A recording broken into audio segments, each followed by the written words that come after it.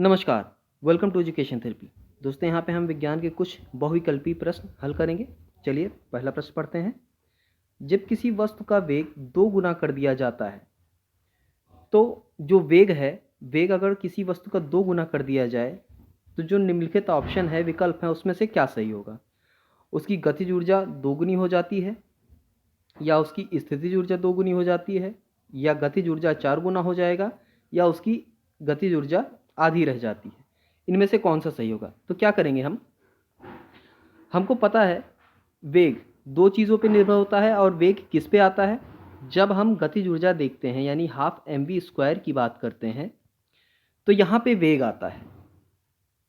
अगर हम स्थितिज ऊर्जा की बात करेंगे, तो स्थितिज ऊर्जा क्या होती है? mgh को बोलते हैं स्थितिज ऊर्जा। ठीक, तो यहाँ वेग अभी हमको नहीं दिख रहा है। वेग हमको दिख रहा है यहाँ पे। अब कह रहा है वेग किसी वस्तु का 2 गुना कर दिया जाए, तो यहाँ पे वेग अभी 1 है। अगर हम इसको 2 गुना कर दें तो क्या होगा? हाफ एम वी का मान 2v कर दें। अभी 1v था, 2v कर दिए तो 2v का स्क्वायर होगा। अब 2v का स्क्वायर होगा तो ये कुछ इस तरह से हम लिख सकते हैं, हाफ एम 4v²।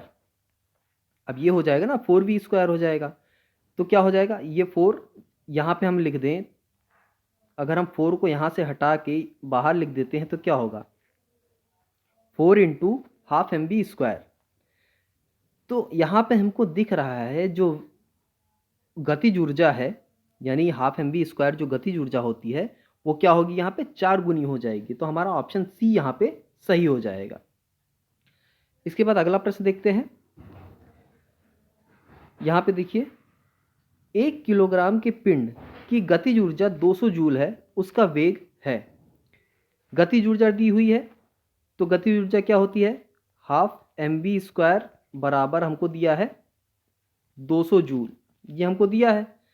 उसका वेग निकालना है और मास हमको दिया है 1 किलोग्राम। तो हाफ लिखेंगे, m की जगह पे 1 लिखेंगे, और v की जगह पे v हमको निकालना ही है, तो v² ऐसे लिख दीजिए और 200 ऐसे लिख दीजिए। इस 2 से इसको इधर ले जाएंगे तो क्या हो जाएगा? v² इक्वल टू हो जाएगा हमारा 100। ठीक, 100 हो जाएगा। और सॉरी 100 नहीं होगा, ये हो जाएगा 2 से इसमें मल्टीप्लाई होगा, ये 400 हो जाएगा। ठीक है, 400 हो जाएगा। ठीक, अब 400 होने के बाद जब v इक्वल टू निकालेंगे तो √400 हो जाएगा, और ये हमारा कितना आएगा? 20। ठीक, 400 का स्क्वायर रूट निकालेंगे तो 20 आएगा, यानी ऑप्शन ए हमारा यहाँ पे सही हो जाएगा। सही उत्तर है हमारा 20 मीटर प्रति सेकेंड वेग आएगा। अगला प्रश्न देखते हैं। किसी पिंड का द्रव्यमान आधा तथा वेग 2 गुना करने पर उसकी गतिज ऊर्जा हो जाएगी। तो हमको पता है गतिज ऊर्जा बराबर होता है हाफ mv²।